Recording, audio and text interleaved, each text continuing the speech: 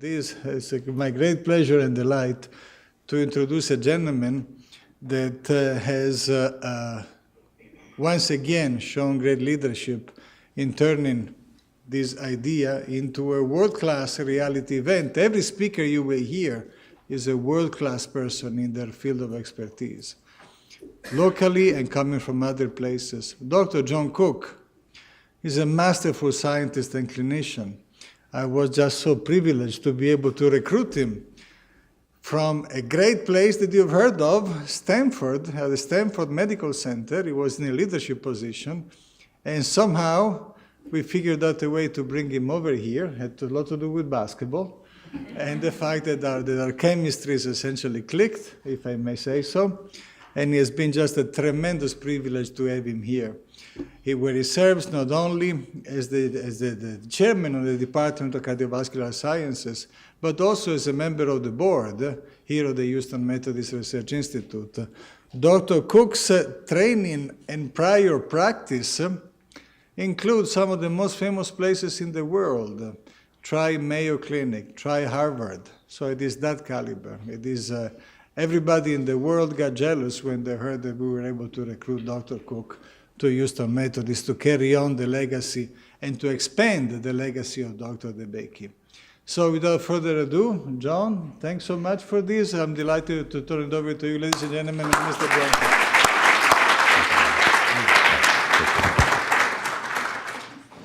Well, I'm so happy that you're all here for the Heart of a Woman series today. I would like to thank the team that helped me put this together. We have had a great team, and you've met many of them already. But I want to mention one individual who had a major impact, who really took care of the meeting logistics, and that's Mariana Smith. And if she's in the room right now, I'd like her to stand. Where is she? Mariana? She's probably running around making things work. But thank you, Mariana, for your great work and helping me organize this meeting.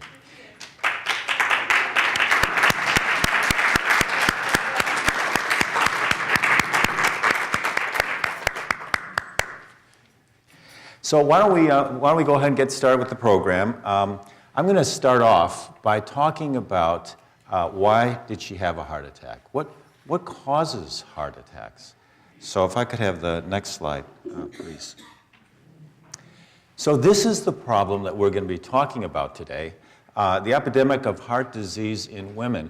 What you see is a map of the United States, and the darker colors reflect the prevalence, or rather the incidence of heart attacks in women per 100,000. So you can see that in the South, it's particularly severe that women are having heart attacks. Heart disease includes heart attack, heart irregularity, which is irregular beating of the heart, and heart failure. The symptoms are different. Heart attack, you're going to hear about the symptoms of heart attack from my colleagues. Heart irregularity is an irregular rhythm. Heart failure causes shortness of breath and fatigue. Those are all forms of heart disease, so you're going to hear about that today. Heart disease is a cause of death in 1 out of 4, 1 out of 3 women, depending upon the region of the country. And in Texas and the South, you can see that it's higher. 4 times more women die from heart disease than from breast cancer. So this is an important problem for women that needs our attention. The heart is an organ that is constantly working. The heart beats 60 to 90 beats per minute. It's driving 2.5 gallons of blood through your circulation over the course of 1 minute. And so it's doing a tremendous amount of work, this heart muscle.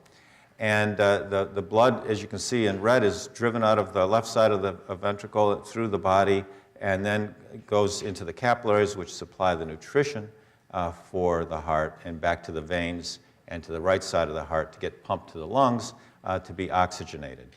So every minute, the heart is pumping 2.5 gallons of blood through your body to keep you healthy and alive. Now, the heart is an organ. It's a muscle. Muscles need a blood supply themselves. And so what you see on this slide are the heart arteries of a woman. The larger vessels are the large coronary arteries, and they branch into smaller and smaller vessels that ultimately supply the nutrition to the heart. And you can imagine that if there's an obstruction of one of those large vessels, that the heart suffers. It can't get the blood supply that it needs to survive.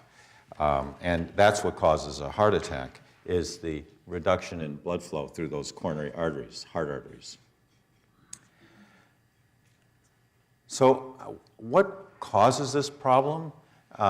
It is hardening the arteries. A heart attack is largely caused by atherosclerosis, which is hardening the arteries. It's the major cause of stroke, heart attack, kidney problems, other problems in blood vessels that lead to aneurysms. So this is a major cause, atherosclerosis, of cardiovascular disease, heart disease. And the risk factors you're going to hear about today are high cholesterol, diabetes, smoking, high blood pressure, family history, lack of exercise, and diet. And in women, depression also plays a role, and something called metabolic syndrome. So you're going to be hearing about that from my colleagues. DJ Nambi is going to be speaking about those risk factors and how to prevent them.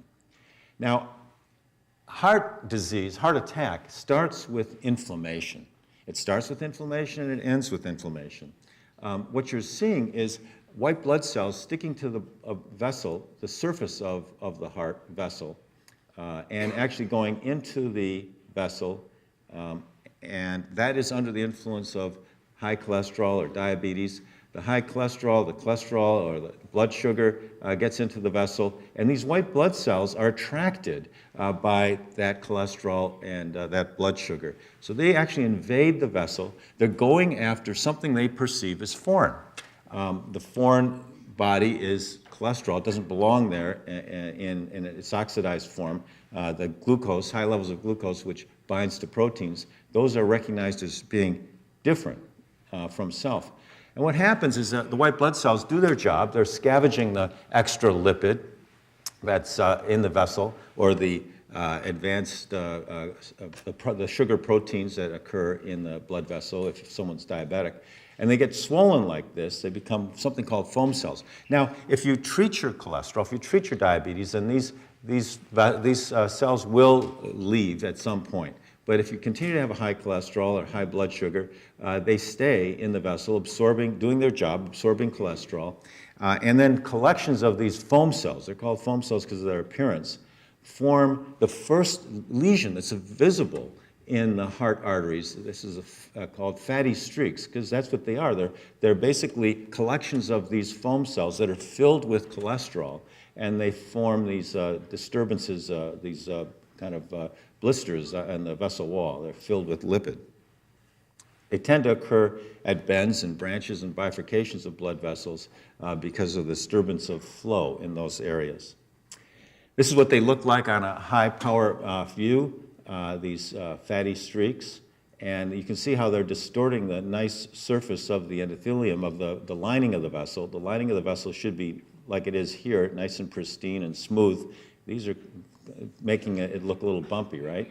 And then you can have even some breaks in the lining of the vessel wall, and this is a little blood clot starting to form.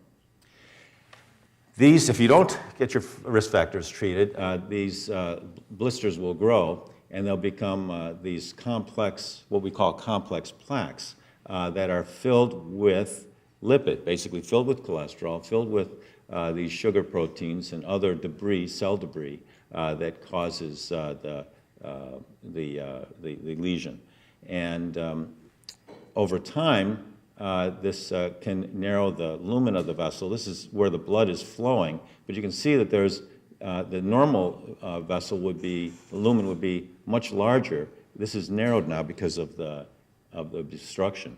And what causes a heart attack is not necessarily the narrowing, but when those lesions break, they're a little bit like abscesses, and if they break, this used to be one of those lesions that I was telling you about, plaques, and it broke, and it's just like an abscess can break, and then the blood comes into contact with that and clots, and that's what causes an acute heart attack. Another way that you can have a heart attack is that you get an ulceration, a tearing of the lining of the vessel, and that can also cause clot to form. This is more common in women, this ulceration, this erosion of the lining of the vessel, and the plaque rupture is a little bit more common in men. So you're going to hear today about how we can prevent this process, how we treat the process, how we can recognize the process from our speakers. We've got some great internationally recognized speakers talking to you today who are experts in their field. We have two coming from far away, from California. We have Dr. Barry Mertz, who came all the way to our conference today to speak with you, and also Dr. Galati, who's going to be speaking very soon, giving a keynote presentation. She's from University of Arizona. So you'll hear about these subjects from also from our local speakers, our Methodist doctors. And next, I'd like to introduce Dr. Vijay Nambi. If he's here, Dr. Nambi, why don't you join me here at the podium. But today what we want to do is to give your heart some love. And the idea is, let's have a discussion about what we can do to keep women's hearts healthy. Thank you.